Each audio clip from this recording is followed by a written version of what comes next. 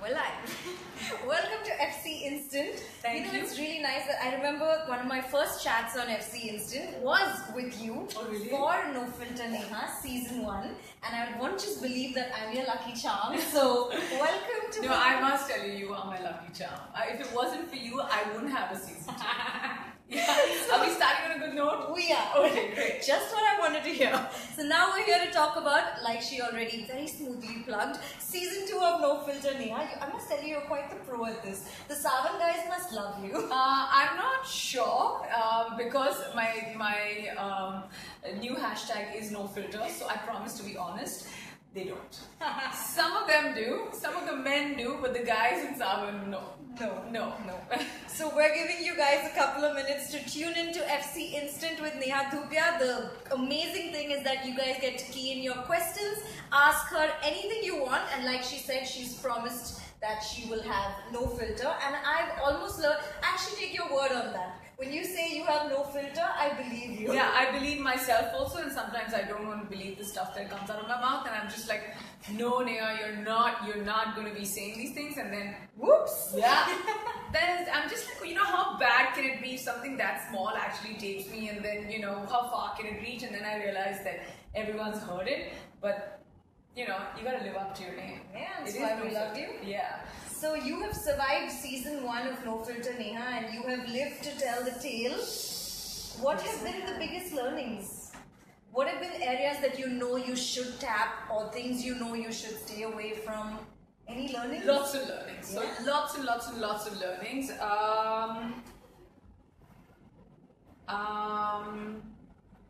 Never get in touch with your celebrity friends through their managers or their PR, because they're going to make it really hard for you. So yeah, my first learning is if you need someone on your show, message them directly. And that works? All the time. It 100% works. The second learning is, and that's something that I was very careful about even in season 1, don't say anything about their personal life. Ask them about their personal life. Big difference. So yeah, and the third and most important thing, if they ask for an edit, you give them that. Oh, I was actually going to ask you, does it happen very often that they've been really candid on the show, and then the very next day they're like, what have we just walked into? No, sometimes. It's nice when it happens instantly, when they say something and they're like, no, can you just edit this? And I'm just like, yeah, no problem. In fact, that's the disclaimer. I tell them that, anything you want to get edited, it'll happen, so don't worry about it. The funny ones are the ones who call the next day, and which means they've gone back, they've thought about it, they've woken up the next day, and they'll be like, oh, iska ye ho jayega, iska wo ho jayega, oh, if this is gonna happen, then what's gonna happen, and then boom, they call you up. But I think it's been a one-off, like one little incident about one person. But I've done I've had 18 celebrities till now, because in season 1 we had 12, and then season 2 we have 12 more. Right now we're done with, we're halfway through our season, and we're launching it. So yeah, it's really not been. But the good thing is that you're okay to do that, so they know they can trust. That's a big factor as well. Yeah, for sure. Yeah. And the whole, the intimate nature of the show, like you were mentioning to me, it's just you and the celebrity in a locked room talking for about an hour and a half. Has that helped you get to know people a lot more, maybe kindle some new friendships that weren't really... Yeah, I mean, because there were a few of them who I just cold called. I didn't know a lot of them, and then like for Kangana, for instance, I cold called her. I remember cold calling Sonam, and it's all in season 1 when you have to actually explain what the show is, as opposed to season 2 where everyone knows what the show is. That there are always pluses and minuses. So in season 1 they were like, what are you doing? Because we launched the whole season without telling the celebs when we're launching, so they just came on complete trust. Yeah, and they came and recorded for us. In season 2 they're now more cautious, because they're like, oh, it's you're going to get us into trouble. So that's the thing. But the fact is, after the first 10 minutes of them being in that room, you know that they're not there because they need to be on Savan. They're not there because they want their voice heard. They're not there because being unfiltered is the thing to do. They're there because of me. And that's when I mean, you've got to love and respect somebody who's from their schedules. They're all really busy people. So, if they take out 3 hours of their precious time and they're doing this for you, you're like, man, seriously, you anyway have this instant liking, and then when you spend so much more time with them, you're like, what? So yeah, I mean, in season 2, I launched with Varun. Varun's my first guest on the show. I promise you, after the show finished, I'm just like, oh my god, I want to like take him home in my handbag. I've even said that on the show. He is so cute. Like I only saw him dancing and doing those, you know, popping and locking. He's just like you see him in the movies, is he? Way better. Oh yeah? Way better. Yeah. You were speaking about Varun and what you just said about how you don't talk or imply about somebody's personal life, but you ask. What are the other tips of, see, from a personal point of view, everyone wants that candid interview on their show. So you don't need tips. You're great. Thank you. You're being so nice. How do you set the tone, honestly? I think it's usually just, you know, sometimes you have to, you introduce them and you make them feel really good about their introduction. Then you go into, a lot of times, so it's me and my writer, you know, we discussed this Mansi who's written the show and she's fabulous. And, you know, we discussed whether we want to go straight in for, you know, are we going to ask them and get them comfortable and start asking them questions which are easy, or should we just go in for cold open? Let's take her there straight away. What works? Yeah. I think the cold open, like my first question to Vidya was like, so what's it like waking up next to SRK every morning? So, you know, and she's like, and then she's like, oh yeah, I was Siddharth Roy Kapoor. And, you know, it's like, because you're, and then you just have to set the tone. And I feel like we don't want to beat around the bush. And, excuse me. So it's just really, see, if you go in for the cold open, it's always better because then it cuts the fat out of the conversation. And I think they're done doing people saying nice things, and we say nice things, we just have a different way of saying them. I'm taking notes for sure. And they know it's unfiltered, they know that, and I think the big win is the research, because then we call like friends and then friends of friends, and then, you know, like Ranveer got so abusive at one point in the show because he got so angry with his friends for spilling the tea. He's just like, oh, I'm gonna go to his house and we're gonna get him, and I'm just like, okay. So it's a lot of fun. Yeah, it's a lot of and fun. you mentioned SRK, and I was just, reading up on the past couple of episodes. You had Sonam and Karan in the last season. Yes. And I know Sonam told you that she just loves sex, and Karan told you that he goes shopping after sex. Yeah. And you famously said that sex and Shah Rukh Khan sell. Have you managed to figure out what it is about these two things that just gets everyone in a tizzy? I don't know, but this guy owes me big time and he better come on my show. Yeah, I don't know, Mr. SRK, if you're listening, you better be on No Filter Neha.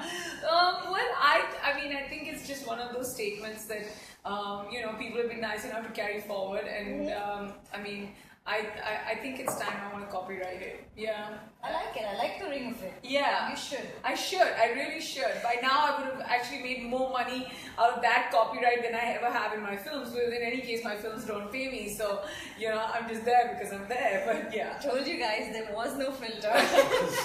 You know, it's a good time for you to send in your questions on the live chat if you have any. It's interesting to note that after the show happened for you, you did, and you played, there was an RJ opening appearance in Air Dil Hai Mushkil. Now there's Tumhari Salu in Strange. Is that a coincidence, or is it opening up interesting roles for you because people are seeing you in new light? No, I think, you know, with Karan, it's just like, he called me and he was like, you know, we just wanted someone with a nice voice, and I was just like, and a voice that people know instantly, and I was just like, you know, Karan, it's too big, like I can't be like the opening voice of your film. It really stays with you, I must tell you. It's very sweet, I don't know, but you know, I think what stayed with me was like special thanks to Neha Dhupia, and I was like, I didn't do anything, I just came and had coffee and said 3 lines in a microphone.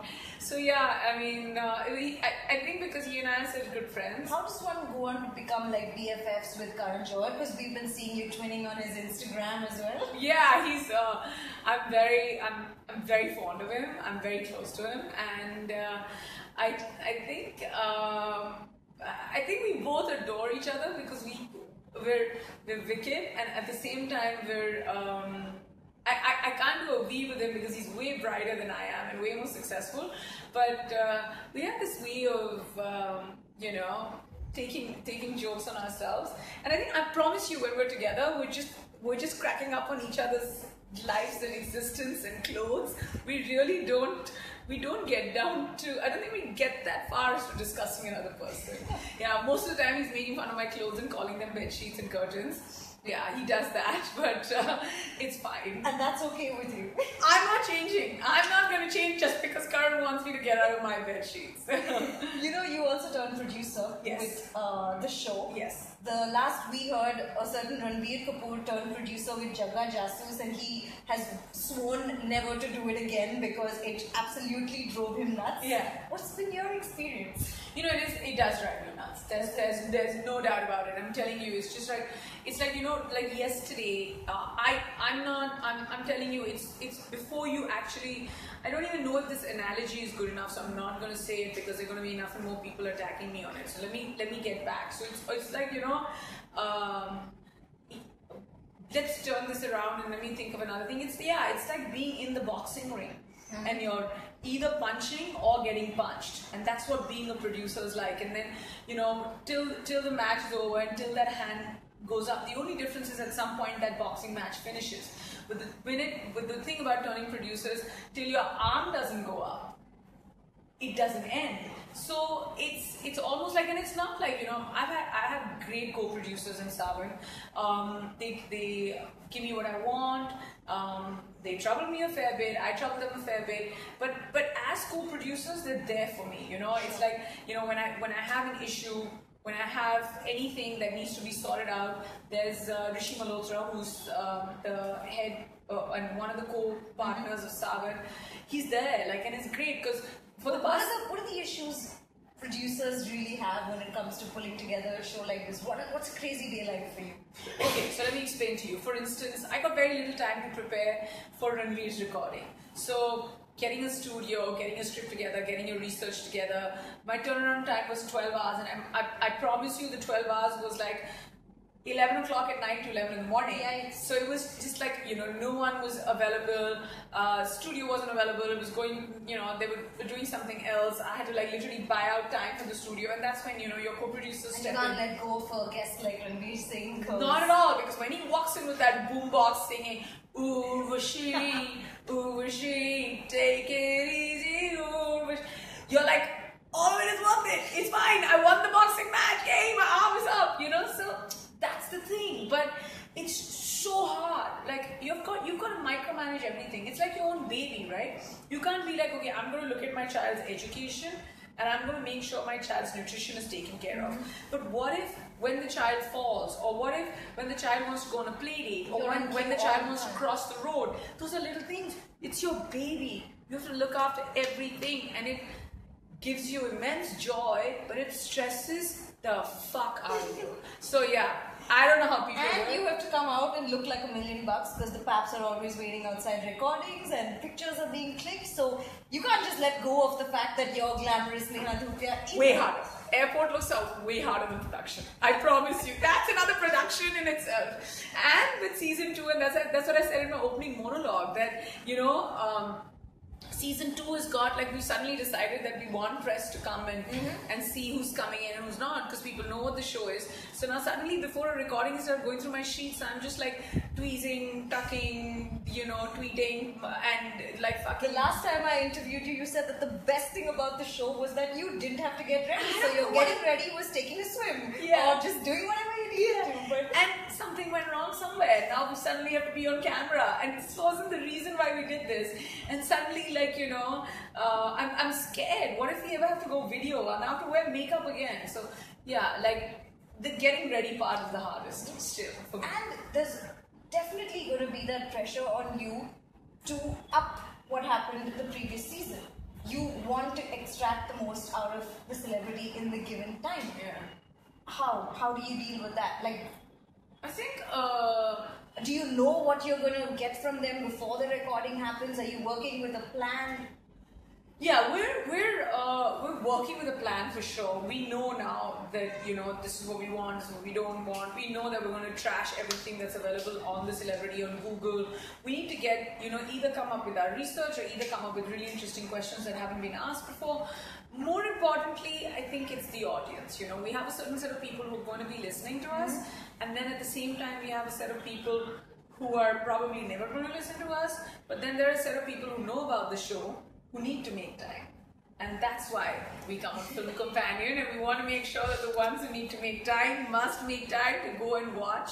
I mean, go and listen to No Filter Neha. Everything about the show is available online on my Twitter and Instagram page. That's Neha Dhupia. It's available on Starvin. We're here chatting. So yeah, this is what we do. Let's take a question that's coming in live as well. Shamim asks, "Hi Neha, why are you so inactive on social media?" What?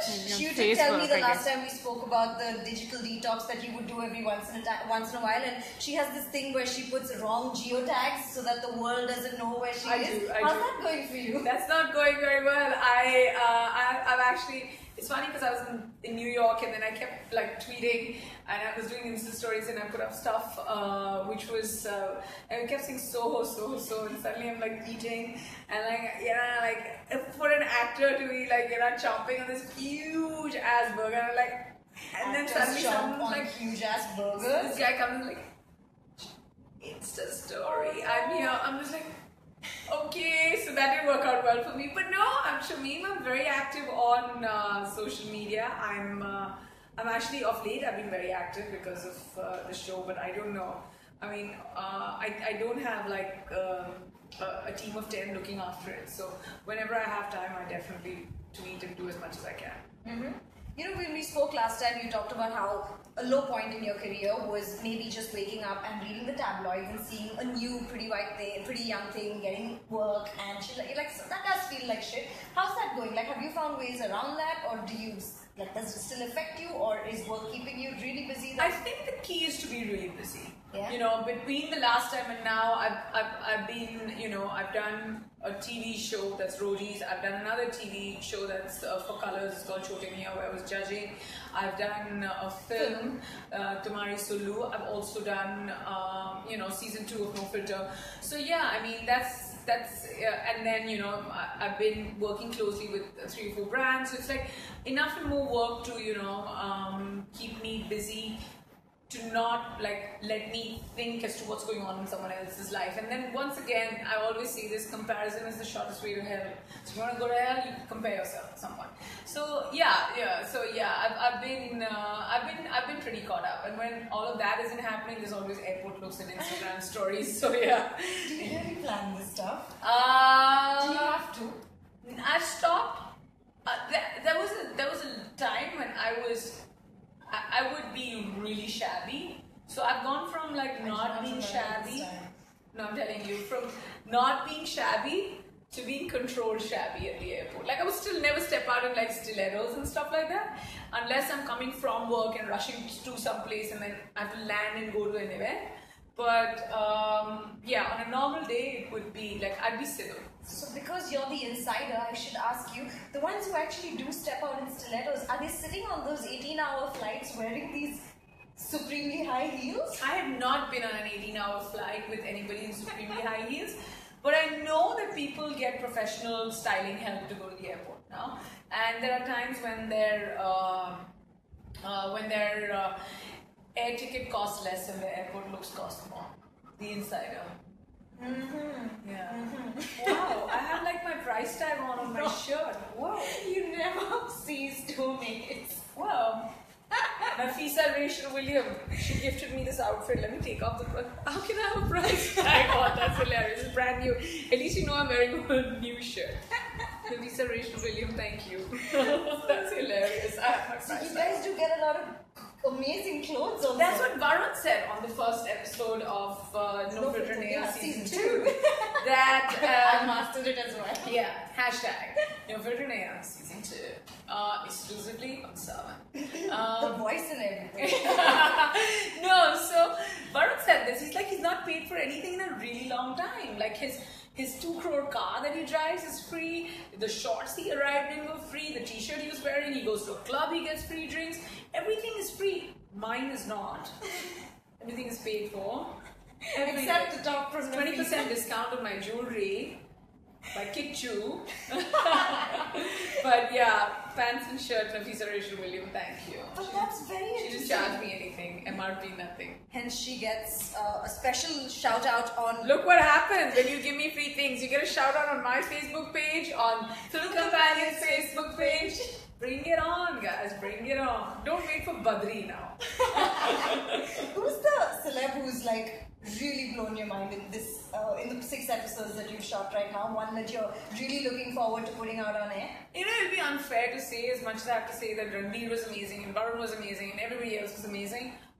Vidya, Pari, Sanya, Imtiaz, all of them. But I think just by showing up, they blow my mind. You know, it's just so sweet. Like Imtiaz has got a film coming out, and he was just there for me. Yeah. Ranveer is super busy between Padmavati and the many sort of cancellations of it. And you know, it's harder when you're doing a film where you don't know what's going to happen as far as your scheduling is concerned, and then take out time. So you know, yeah. But he didn't arrive in a skirt, which was nice. He did. Yeah, he did show me his underwear. But we don't get to see that, do we? You might. We might. He had a Superman chaddi on, so it's fine. Cannot wait. Yeah. I'm going to ask you something. No pun intended. Superman.